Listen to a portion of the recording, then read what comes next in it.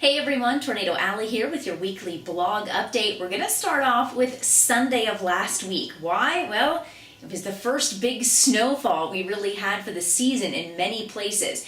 This picture, we're going to start off in Pennsylvania because that's where we really had a first significant snowfall of the season. And in some places, this was the earliest snowfall they've ever had on record. This particular picture right here, this is out of Phillipsburg, Pennsylvania. They got just a little bit over an inch, and it's kind of hard to tell because the picture is so white. But you can see some snow on the cars, on the roofs, even some on the road as well, where it actually kind of covered some of the stuff. Now, not everybody got that much snow. Also, we want to point out that Penn State, in State College, Pennsylvania, they had about a trace of snow. The key thing with that is this is the earliest snowfall they have ever had for the fall season and the month of October specifically. Then we move on to West Virginia. This is Snowshoe, West Virginia. Many folks have probably been to their ski resort that's up there. They got 4 inches of snow. Perfect for ski lovers, except one problem. Yeah, ski resort's not exactly open just yet, but maybe this is a good sign that we'll actually get a good snowfall this season. Also, Pennsylvania wasn't the only state, neither was West Virginia, to really get some snowfall. This taken in Boone, North Carolina. This is from WYFF-TV. Taking a look, this picture, they got just about a half of an inch, so it's not a lot of snow, but the key here, this was the earliest snowfall for the entire state of North Carolina. Okay, the other states had that too. The reason this is such a big deal is how long ago their previous record was. That's right, the previous record was October 5th of 1908. It's been over 100 years that record has stood. And back in 1908, they had 4 inches of snowfall on Mount Mitchell. So it's been quite some time. No, this isn't 4 inches. It's only about a half of an inch. But it was the fact that it was the earliest in the season that they had ever had. Now, we move on to Monday. A little bit of some different weather here. This is actually a tornado, and normally we stay inside the United States, but this was kind of a big deal. This was actually a tornado that hit South Africa. Now, tornadoes are not rare there, but they're also not very common either. This one, unfortunately, killed 4 people, 2 of which were children, and have over 200 injured, and thousands of people were left homeless. Now, I'm not going to go into too much details on this, but if you want to check out more, you can check out the blog section on tornadoalley.com right here on the website. Got more details, more pictures, all that kind of stuff if you want to see some of the damage, because some of this, not all of them were shacks. Some of these were very well-built homes that you can kind of see some significant damage with. So be sure to check that out as well if you'd like to get some more information on it. Now we move on to Wednesday. If snow wasn't enough for some of the folks in the Northeast, now we have every single state on Wednesday in the Northeast, except for Rhode Island, was under some type of frost advisory or freeze watch or warning. That's because super cold temperatures were going to be sliding back into the area. However, the bigger story on Wednesday was out to the west, where their first big snowfall was going to occur. Now, it's a little bit different than what we had over in Pennsylvania and West Virginia. These folks are going to get a little bit of snow, but they're going to get a lot more snow than they had out to the east. We're talking in some places over a foot of snow. Now, you can see the kind of map. This whole snowstorm is supposed to kind of affect California, parts of some of the higher elevations in Idaho, Oregon, also the mountains of Nevada, and same thing with Utah and Colorado. Here, this is from the National Weather Service in Sacramento. Already in some of these places, they've seen a significant amount of snowfall. So far, Donner Peak, California, as of 10 a.m. Wednesday, it hadn't even been really snowing for that long at that point. They already had 8 inches of snow.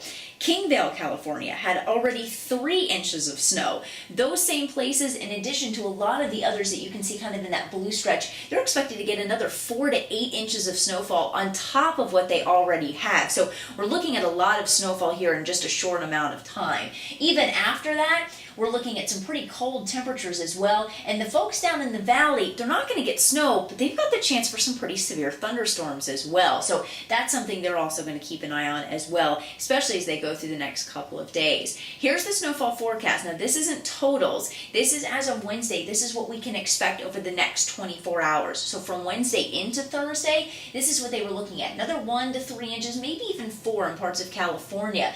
But for the rest of Wednesday and Thursday, they're looking at 6 to 12 inches in part of Utah and Colorado. So what ended up happening out of this? Take a look. Here's some of those snowfalls. This is a little bit closer look. This is the Grand Junction, Colorado's National Weather Service office, where they're talking about 6 to 12 inches of snow for some of those higher elevations, and boy, did they get it. Take a look at this picture. This is out of Park City, Utah. We got this picture from KTVX TV, which is in Salt Lake City. Now, some parts of their higher elevations got a total of 6 to 10 inches of snow. However, this right here, you can see just about 4 inches or so. So it wasn't quite that much. But even still, they were expecting to get a few more inches in some of those places that could even see well over a foot. And they absolutely got it. Now, we move on to Friday, which was, well, a little bit of a different story. We had some severe weather. Now, it wasn't very widespread, but it's that same system that brought some of that snowfall to parts of the west. By the time we got to Friday, it kind of hit some of the plain states, stretched all the way from Nebraska down into kind of Texas and New Mexico. So like I said, not a huge storm, and it wasn't very widespread, but it still caused some pretty significant damage. Take a look at these huge wind reports, also some large hail reports as well. We had a couple that were larger than golf ball size hail. Then we also had 2 tornado reports. One of those was confirmed an EF1 tornado. No injuries or fatalities in Kansas. Most of the damage, thankfully, and this is always the best case scenario that you hope for, most of the damage was kind of utility poles, outbuildings, some trees down, things like that in open fields. Did not really have any structural damage to people's homes or businesses. So that's the good news you like to hear. Now we're on to today, Saturday. What we want to talk about today isn't necessarily stuff that's happening right now, but AccuWeather put out their 2011-2012 winter season outlook. The reason I like going with theirs is, unlike some places that kind of do specific parts of the country and talk about extremes, they really kind of give a breakdown for the entire country, which is nice to know, especially if you live in different places. First, we'll start off in the Northwest. These storms aren't expected to be any worse or any better than they've had in previous years, but they do expect to have more frequent storms.